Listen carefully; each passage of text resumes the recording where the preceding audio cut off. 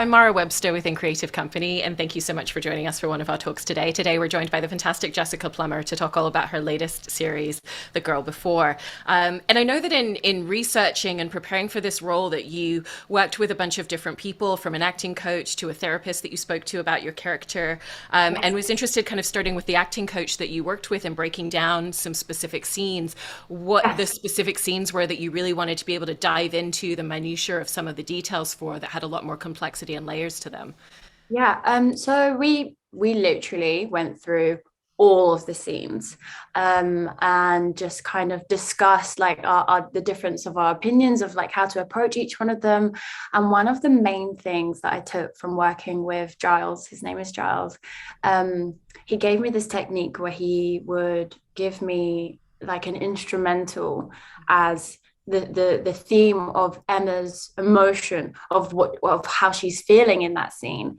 And it's been the most incredible thing. Like I still do it now, where I will even learn my lines with that specific song playing in the background, and it's so ingrained in my head that when it comes to the day where I'm entering the scene, I listen to like the first 5 seconds of that song, and it's like it just erupts all of the emotions that I need to take me back to how I need to feel. All the things that I've broken down on my script. So, if in that scene I'm feeling relieved or, ashamed or whatever it will be, it will like instantly ignite that flame, and I will just like feel it like literally in the first 5 seconds. It's been like, it's such an incredible tool. I feel like it's cheating almost. It's like And in terms of the conversations that you were having with a therapist, yeah. I was really interested in a lot of the moments that came out into the show, because there's a lot of scenes where we see your character in therapy scenes. Yeah. And I think you do a lot of justice to a character who's carrying a huge amount of trauma in terms of the Thank you. emotional space that puts her into. And so Mhm. what was the emotional landscape that you developed as a result of details that she keyed you into?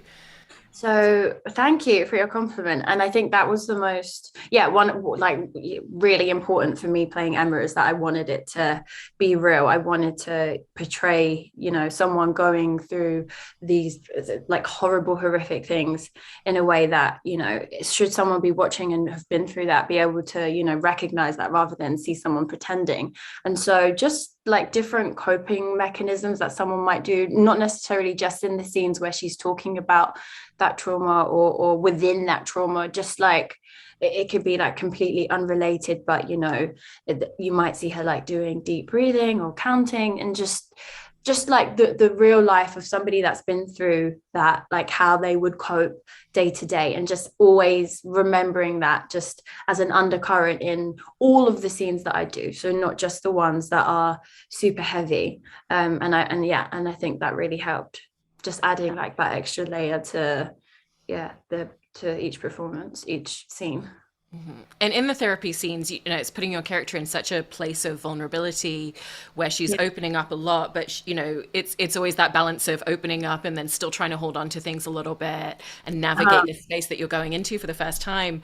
Yeah. And I thought that the body language that you bring into those scenes was really interesting as well, like when she's kind of tucked up onto the chair and kind of Yeah. keeping her body close to herself, or even just moments where you're talking very openly but looking out the window and not making eye contact.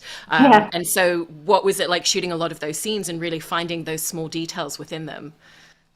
So we shot all of the therapy scenes on my first day on set. It was the 30th of March. I remember it like it was yesterday. Like I had like a trillion notes written on my script. And for me, I feel like the more I try and like pinpoint things that I want to do, I find if I just embody the feeling of what my character's going through, like I can experiment then, like I can do a version, and then like the director Lisa could offer me something different that we'd try, and it's just like that feeling that's there, and everything that comes after that is just quite in the moment. It's not really planned, if you know what I mean. All the planning is the stuff that I did with Giles and the therapist. But yeah, thank you. I'm glad that you noticed. I feel like this is the first time someone's like noticed those small little details. It makes me beautiful. Yeah, thanks. I also love that you're bringing up Lisa Brolman, who directed the series there, because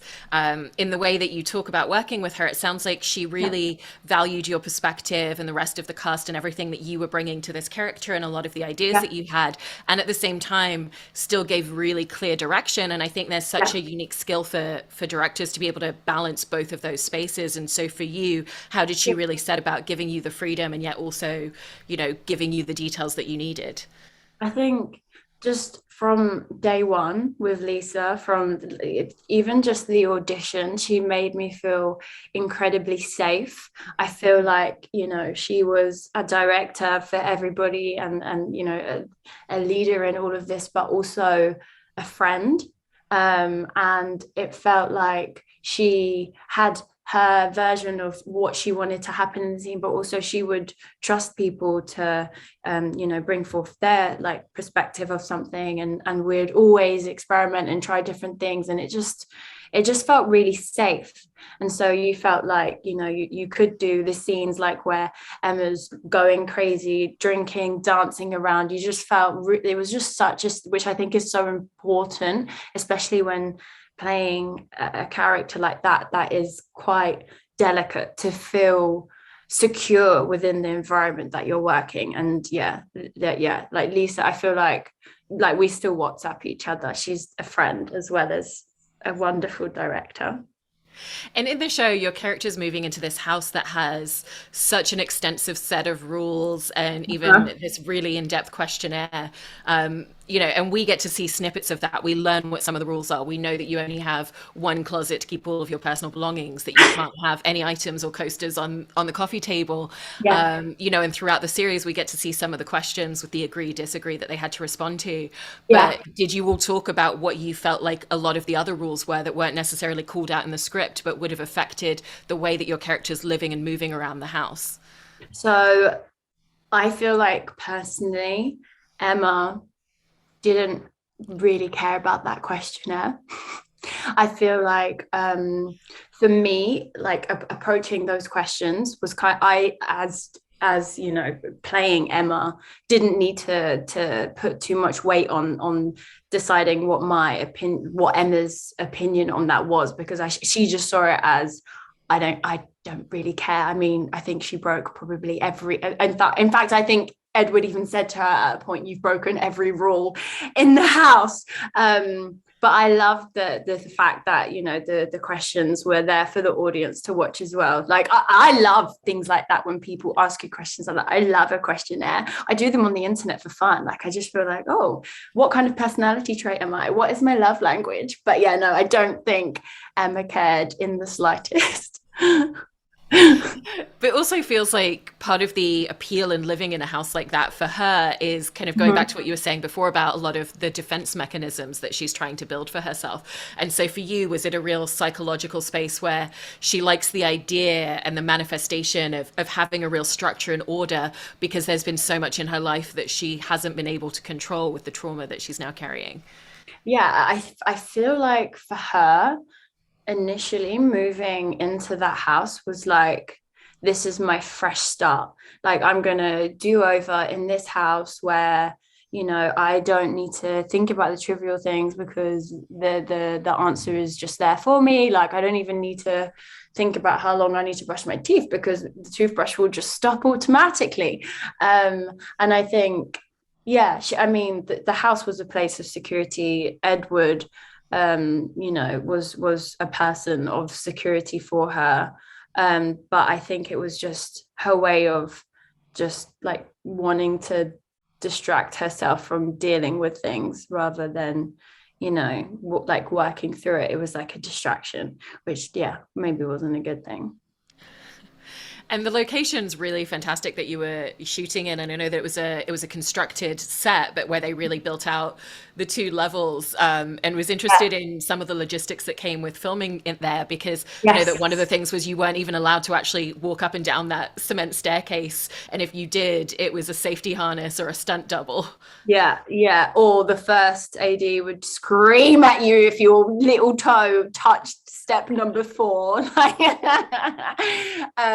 Yeah, because the stairs didn't have banisters, and there was so many times where I was just like, oh my god, on the last day I'm just going to run up these stairs when no one is looking because it was so tempting all the time. But I mean, the set was incredible. I think Emma's reaction when you see in the first scene of episode 1 was probably really similar to my reaction in real life when I first walked onto set. I mean, yeah, it was just it was huge. It was so big. It is so much bigger than what it looks like on TV as well. I also want to talk about Emma's marriage with Simon, played by Ben Hardy in the show, because what was really refreshing in terms of what we're seeing as a relationship kind of comes to its end and reaching the point where Emma says that this just isn't the right moment for her, is that it's not one action or one particular catalyst. It feels like the trauma and the burglary and everything that she went through kind of is what spurs the timing of it, but it's not the reason that the relationship falls apart. You know, it's a relationship where there's not one giant event that ends it. You know, it's just her kind of realizing, I don't think I want to be in this relationship for the rest of my life, and it's not fulfilling me in the way that it used to, and I need it to, which I thought Yeah. was really powerful to watch someone walk away in that landscape. And so what was the journey for you in kind of finding that build up and finding that gradual ascension into a space where she can finally say that out loud without having something that really pushes her over the edge right beforehand? I think it was just knowing that it was bubbling beneath the surface the whole time.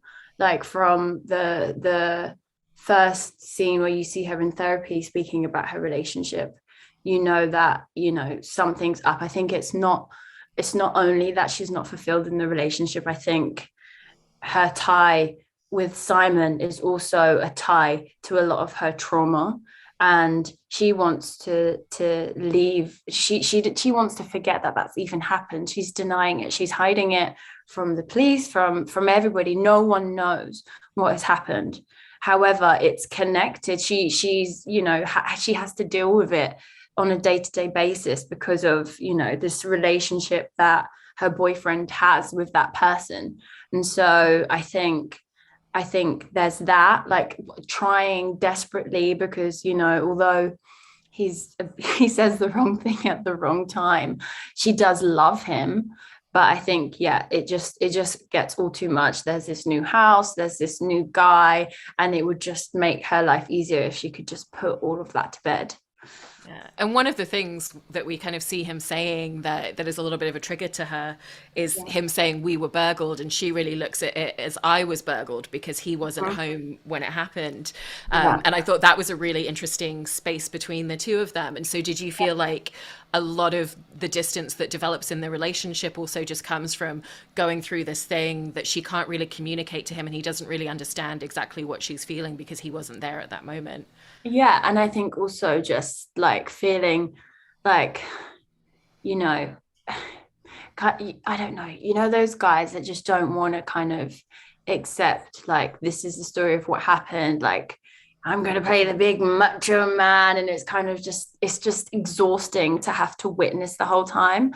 I think the pressure that is put on Emma because of Simon's expectations of her is probably like the main thing that makes her feel just like in this pressure cooker where it's like, oh my God, get off. Like I'm like I think he has this idea of, their relationship being this like amazing thing, and she's amazing and she's perfect, and she carries so much guilt and shame having somebody be like, oh, but you're the best constantly, is, it contradicts how she feels about herself. And so it's just constantly triggering, feeling like you need to live up to this persona that just isn't you. And I think, yeah, like that was kind of like the main thing that made her feel like I cannot be in this anymore. I'm just so suffocated. You just need to get out. And again, there's kind of small details that reference that emotional distance and that emotional space. When we look at the party scene that they have when they've moved into the new house, whenever Yeah. we see your two characters throughout that evening until the very end, they're on opposite sides of the room. They're never actually right next to one another. Yeah. They're kind of both existing in their own ecosystems and their own bubbles with all of their friends. And so for you, what were some of the details that you really wanted to pull in at different moments that kind of captured that and showed that in different ways? So in that party scene, that is Emma just like with her mask on. Like, I'm gonna be here with my friends and everything's great. It's my birthday. And yeah, like you see her laughing and doing drugs and all of this stuff. And then just I think, just like wanting to keep up this persona, to act like everything's okay, and just like you see her getting lost in the music, just like constantly trying to escape her reality. And I think, yeah, Simon is just a reminder of that constantly. I was also really interested in how you came up with a lot of the dialogue delivery, because there's a lot of moments where there's almost a whisper-like quality to the way that she's saying things, and Yeah. sometimes sometimes it's therapy where it's kind of her withdrawing a little bit, but sometimes it's in certain conversations, and was interested in kind of where you landed on that specific choice, because I thought it was really interesting to watch and really connected to it. Yeah. I mean, I didn't. Yeah, it's funny you say that because quite a lot of people were saying everyone's whispering. I didn't realize that we were doing it when we were shooting. I guess when you struggle to say something, when you don't want to say something, I guess you naturally kind of you withdraw, like your mouth is shut, your mouth is tight, your body language is closed, and yeah, I guess the tone of your voice just goes quieter. It wasn't something that I was conscious of when it happened. I guess as well, when you're shooting something, you don't do it in chronological order. Every day is like just a random scene, if it makes sense. So, for example, we'd do all of the police stuff in one day just because we had the location. And so yeah, like I mean, where you've come from in terms of like your journey with your character, but in terms of like what you gave to the scene before, like where you don't really think about that. You just kind of do for what that is required of that scene, which was like one of the great things that once it's all edited and pieced together, to watch it, like, yeah, like all the puzzles kind of slot together and see it all. But Emma, yeah, is whisper. It's so funny because it's the opposite of me. I shout all the time. All my family say is like, oh my god, Jessica, like your speaking volume is literally like everybody else shouting. Why are you shouting?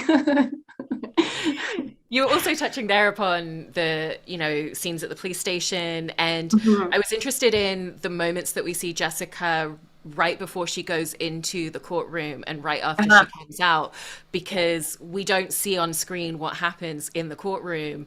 And Yeah. there's not necessarily dialogue where she's explaining, and yet we have such a sense of it because of your performance in those moments. And was interested in how you approached filming those scenes, knowing that the scripts weren't giving us the middle piece. I guess it's just, I mean, so in I think the scene that you're speaking about is where she goes to court and is like completely unaware, is told on the day you're going to be, faced with the person that completely turned your life upside down, after being told you don't have to see them. So but you have to face them now if you want them to go to jail, so you've got no choice. Just this feeling of well, this is what I have to do. If I do this, then it will all everything will be okay. And then that is just a constant theme, like of throughout Emma's journey in the show. It's just like, okay, well, if I do this, then it will all be fixed. Okay, well, if I listen and I do that, then if I do that, it's just like constantly trying to make things better, and then constantly doing the complete opposite.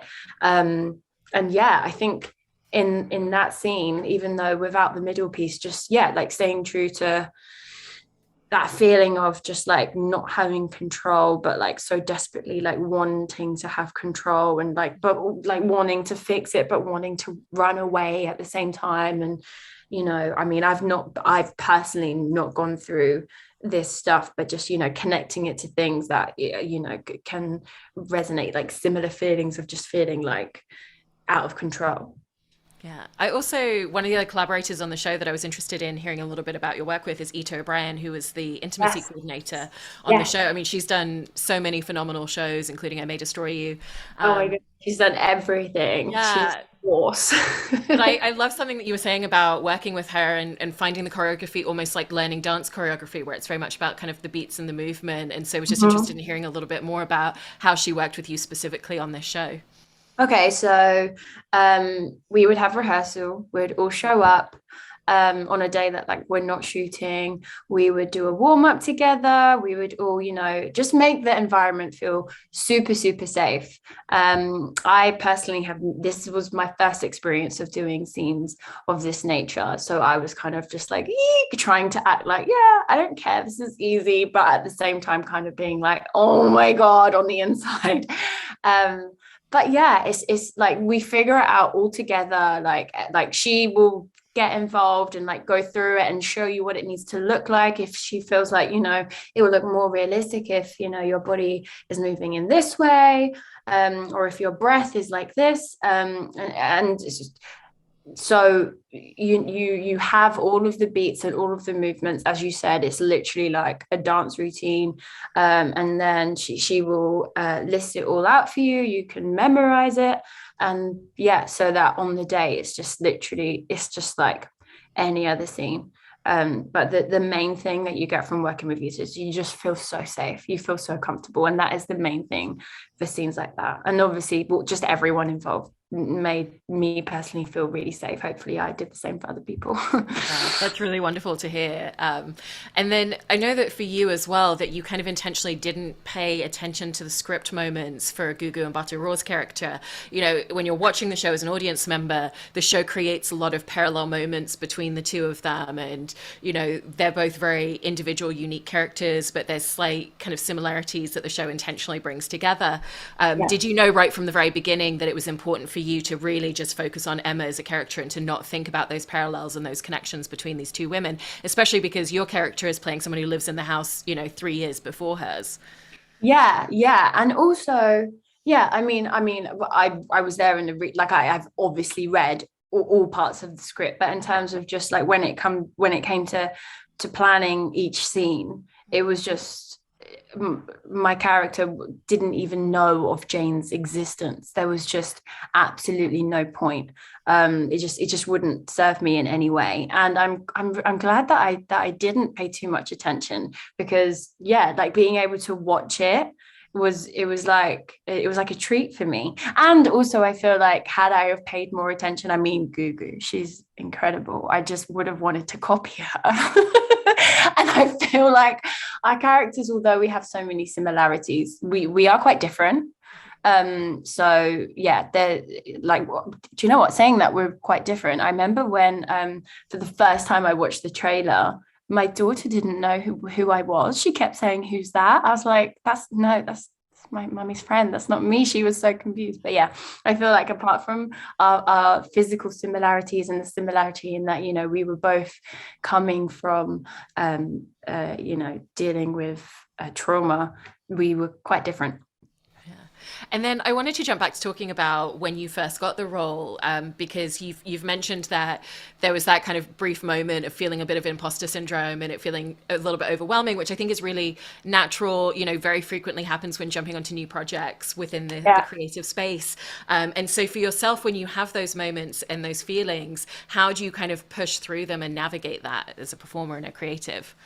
Do you know what? I think I just okay, I don't think I feel like I'm pausing on telling you this because I feel like it's quite cheesy and quite cringe. But to just be completely honest with you, I I just tell myself that I'm worthy of it. Like I will do like affirmations and like just yeah, like write things down and like yeah. It sounds really cheesy, but it works. Like I will listen to these I don't even, what do you call them, these affirmation things where like you repeat after the person and you say like, oh, I am like my voice is like worthy of being heard. And because yeah, definitely imposter syndrome going onto production with yeah the people that were involved was crazy, and it was definitely nerve-wracking, but yeah, I mean, after like the initial hello, how do you do, it's just normal people, right? Like everyone's there to do a job, and everyone was so friendly. And then coming out the other side at the end of shooting the project and, Yeah, talking a lot about how shooting this project really felt like an evolution for you as an actor, yeah, and that feeling of coming out on the other side at the beginning of a project, feeling that imposter syndrome and coming out on the other side and being like, no, I know that I did a great job and I was worthy of this role. yeah. What was kind of the learning points that you take away from it that you really want to carry into future projects? Oh my goodness, so much, so much. Just, I feel like one of the main things I learned is that, this is my job. I get to create, and it's just about like being free, letting loose, and just like completely like losing myself in this world that isn't my reality, but I get to dip in and out, and it's okay. There's no wrong. Like if you do, a version of something that isn't then used, it doesn't mean that it was bad. And just, yeah, just exploring and experimenting, and just having fun with it. And yeah, like trusting that I can bring a suggestion that might not be like too safe, but yeah, but like why not, to see if it works, kind of thing. I think that's the main thing that I took away from it, to just, yeah, like trust that I creatively can bring something different to the table that might not have originally been suggested. It's a really, really phenomenal character and phenomenal work from your part, and really enjoyed the series. So thank you so much, Jessica, for talking all about it. Oh, thank you so much for having me, Mara.